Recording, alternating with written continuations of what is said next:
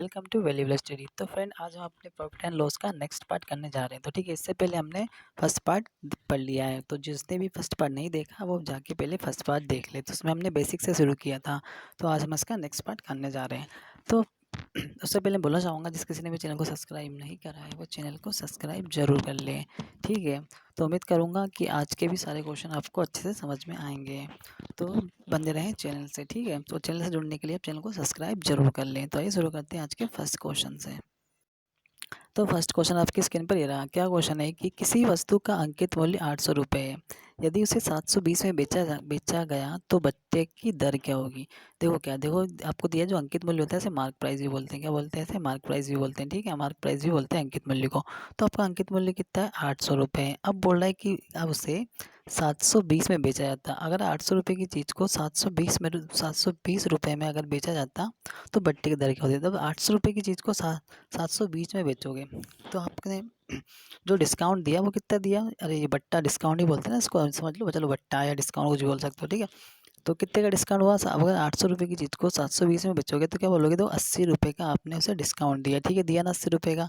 अरे देखो, 700 में से 720 रुपये मैंने घटा दिए। ठीक है, तो कितना बचा? देखो जीरो 10 में से 2 गया 8। ठीक है, कितने रुपये बचे? 80 रुपये बचे। तो वही तो मैंने यहाँ लिखा है। ठीक है, यहाँ तक तो किसी को तकलीफ नहीं हो रही होगी।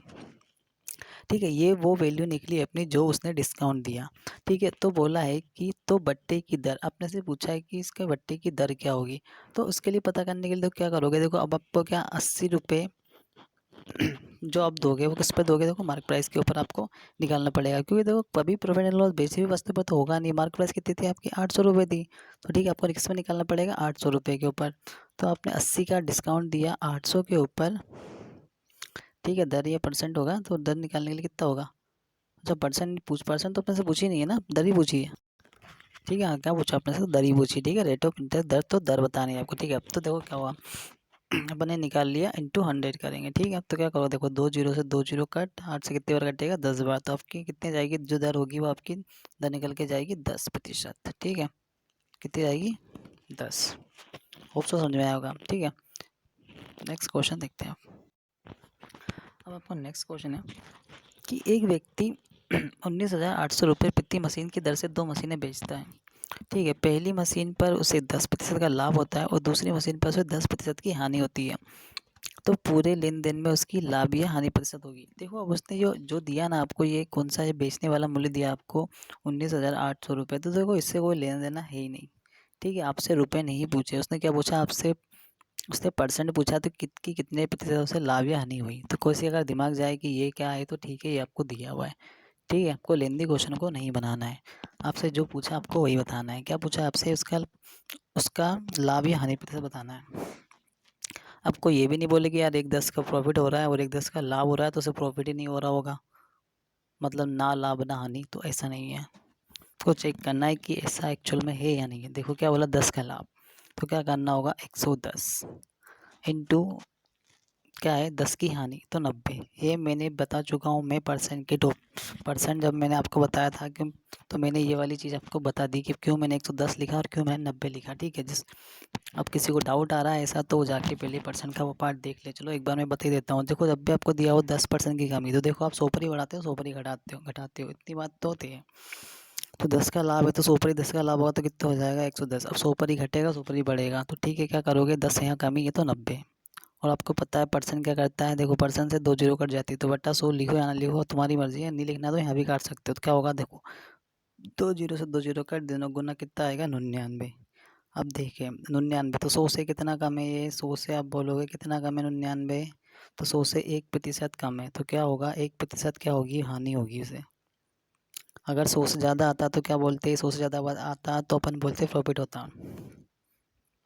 जैसे ऑन सपोज मान के चलो ये आ जाता आपका, ये आपका 102 निकल के आता, तो क्या बोलते हैं? 2% का क्या हो गया? प्रॉफिट। अगर ये आता 98, तो क्या बोलते हैं? 2% की हानि। ठीक है, होप सो समझ में आया होगा। और फिर भी डाउट आ रहा है तो परसेंट का पार्ट जरूर देख लेना। नेक्स्ट क्वेश्चन ये रहा। अच्छा, देखो, जब भी वो प्रॉफिट एंड लॉस वाली कंडीशन बनेगी ना, तो उसमें हमेशा हानि ही होगी। ठीक है, अब ये वाला क्वेश्चन देखो, तो क्या है कि गलत बात का प्रयोग करके एक दुकानदार खरीदते समय 10% का लाभ कमाता है तथा बेचते समय भी 10% का लाभ कमाता है। देखो दोनों कंडीशन में प्रॉफिट हो रहा है, ठीक है। क्या बोल रहा है, खरीदते समय भी 10% का लाभ लाभ कमाता है, खरीदते समय भी 10% का लाभ कमाता है तथा बेचते समय जो सेलिंग करता है उस टाइम भी क्या करता है, उस समय भी 10% का लाभ कमाता है। मतलब हर दोनों कंडीशन में 10% का लाभ हो रहा है उसे, ठीक है। ये क्वेश्चन है। तो हम क्या करेंगे इसमें, देखो वही वाली ट्रिक अपन ही काम लेंगे। देखो 100 पर ही देखो 10 बढ़ेगा और 100 पर ही 10 घटेगा, ठीक है। ये मैं बता चुका हूँ, ये सोल्व नहीं कर रहा हूँ, बता रहा हूँ। देखो 100 पर ही 100 पर ही बढ़ाना है और 100 पर ही घटाना है, ठीक है। तो क्या होगा, देखो यहाँ बोला 10% का लाभ, तो देखो 100 से 10% का लाभ कहाँ होगा, 110। अरे 100 पर मैंने 10 बढ़ा दिया, ये कितना होगा 110।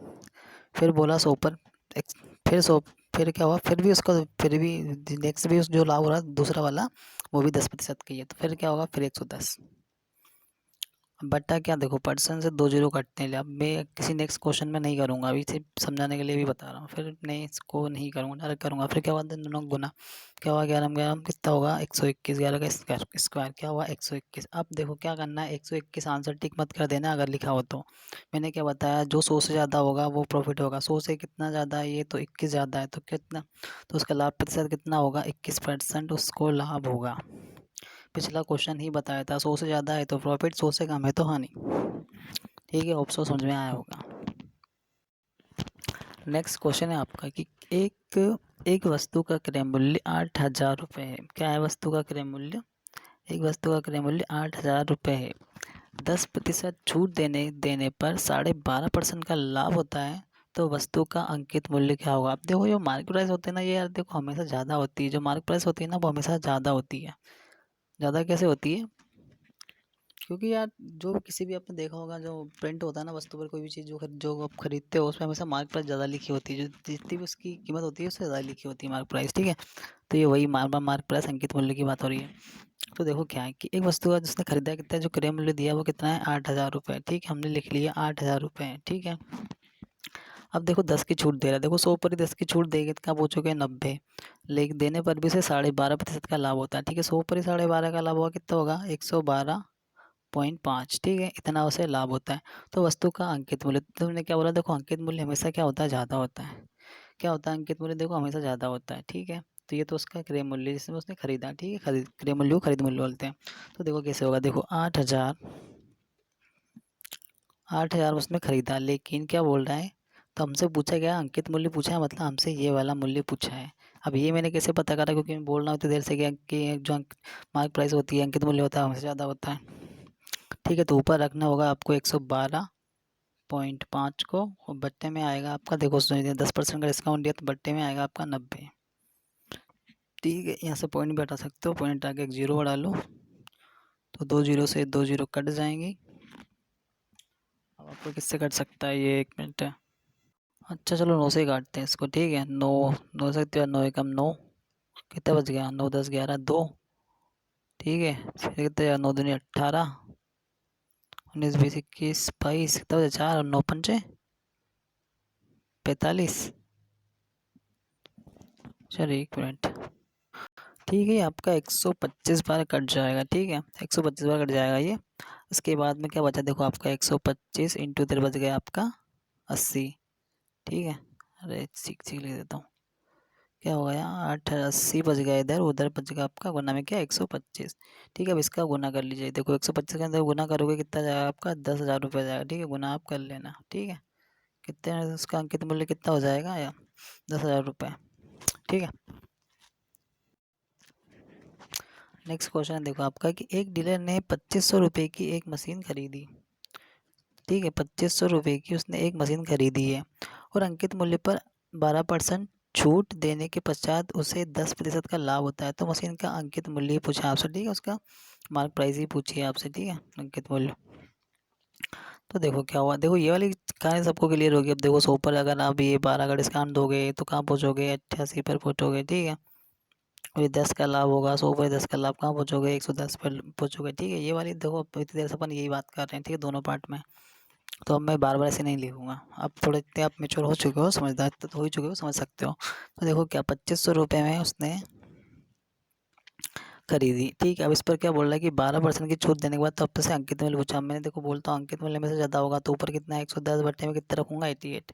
अब ये 88 किसी के मन में डाउट आ रहा तो देखो ये 100 पर 12 का डिस्काउंट हुआ तो कहाँ पहुँचे 88 पर, ठीक है। इसमें 12 जोड़ोगे तो क्या जाएगा वापस आपका 100 जाएगा, 8 और 10, 8 और 1 9 और 1 10 100, ये निकल के आएगा, ठीक है। ये डिस्काउंट था,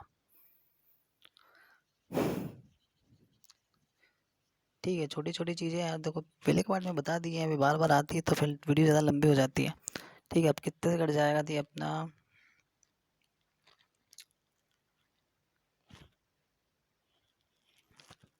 2 से ही काटते हैं, 2 से कितने और कट जाएगा 44 बार, 2 चुका 8 चुका 8 तो ये कटे 2 5 10 फिर 2 5 10, ठीक है।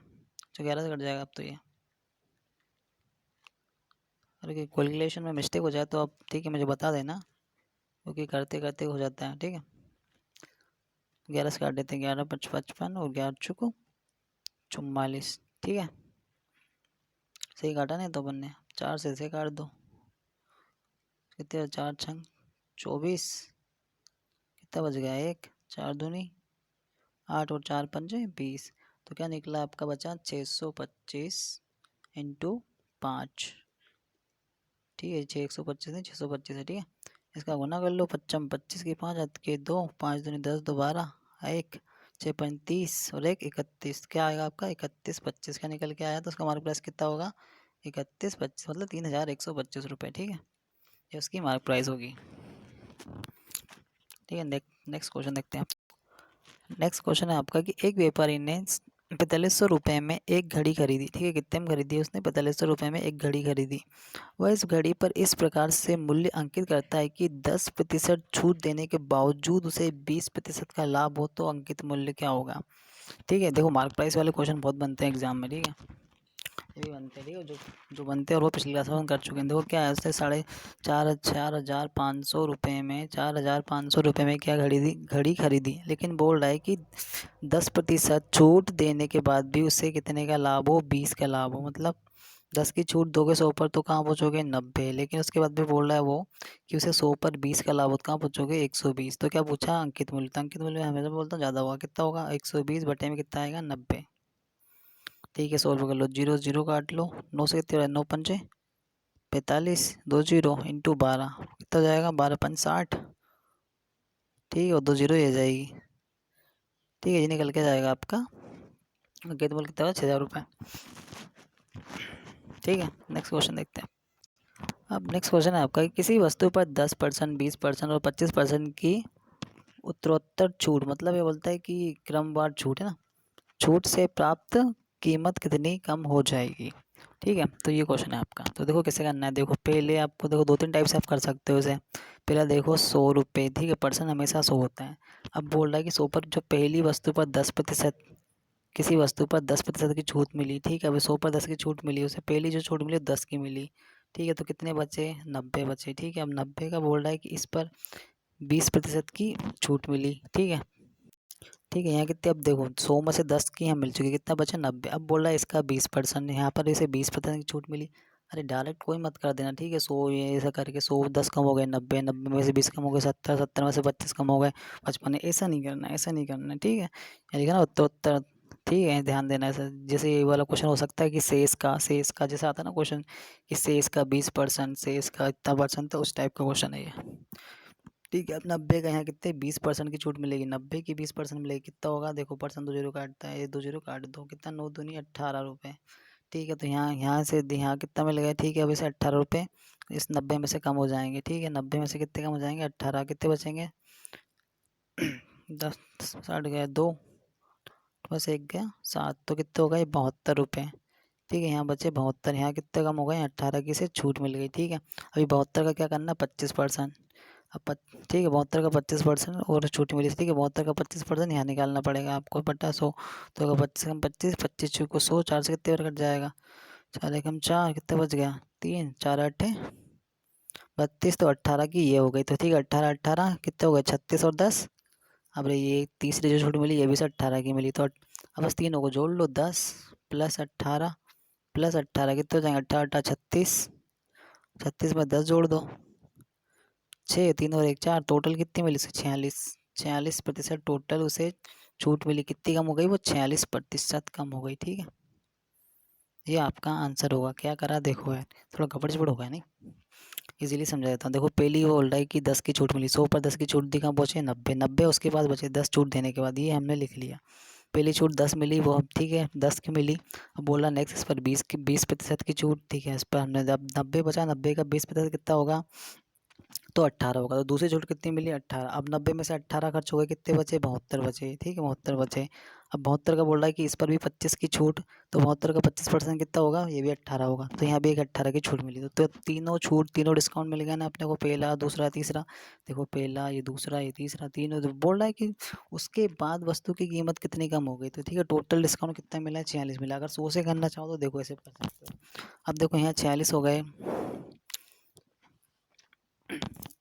इसे मतलब फ्रैक्शन में भी कर सकते हो अगर किसी को आता है तो। 10% बटा 100, 0 0 कट जाएगा, ये होगा 1/10। ठीक है, अब इस पर छूट तो 9/10। 20% होता है 1/5, 5 पर 1 की छूट कितना होगा, 4/5। फिर थोड़ा ऐसे भी कर सकते हो जिसको करना हो, इस टाइप से भी कर सकते हो। ठीक है, एज यूज जैसे आपको उचित लगे कर सकते हो। तो नेक्स्ट क्वेश्चन है आपका कि जब 1 रुपये में 6 वस्तुओं को बेचा जाता है। देखो क्या है, 1 रुपये में कितनी 6 वस्तुएं, 6 वस्तुएं बेचा जाता है तो 20% की हानि होती है। ठीक है, इसमें बेचने पर कितनी, 20% की हानि होती है। ठीक है, तो 20% लाभ कमाने के लिए, मतलब ये 20% प्रॉफिट कमाने के लिए 1 रुपये में कितनी वस्तुएं बेची जानी चाहिए, ये आपका क्वेश्चन है। ये समझाने के लिए लिखा है। देखो इस क्वेश्चन में क्या करना है आपको, देखो वस्तुओं को देना है कम और पैसे कमाने हैं ज़्यादा। वस्तु देनी कम, पैसे कमाने ज़्यादा। अरे अब मैं आपसे बोलूँ, अगर आपके पास मान लो आपके पास 10 चॉकलेट है, 10 चॉकलेट है। अब मैं आपको बोलूँ यार कि इन 10 चॉकलेट को आपको आपको बेचना है, तो इन 10 चॉकलेट में आप कम, तो अगर मतलब समझ लो 10 चॉकलेट किलो के हिसाब से कोई किलो वाली चीज़ बेच रहे हो, तो आप किलो वाली चीज़ ज़्यादा दोगे तो आपको क्या फ़ायदा होगा, क्या नहीं होगा ना। उसे कम दोगे तो फ़ायदा होगा ना। अरे चावल ले लो, 1 किलो चावल है, 10 किलो चावल है, कोई ले रहा है। 1 किलो चावल की जगह आप 900 ग्राम चावल ही तोल रहे हो, तो आपको 100 ग्राम चावल का प्रॉफिट आपको है ना।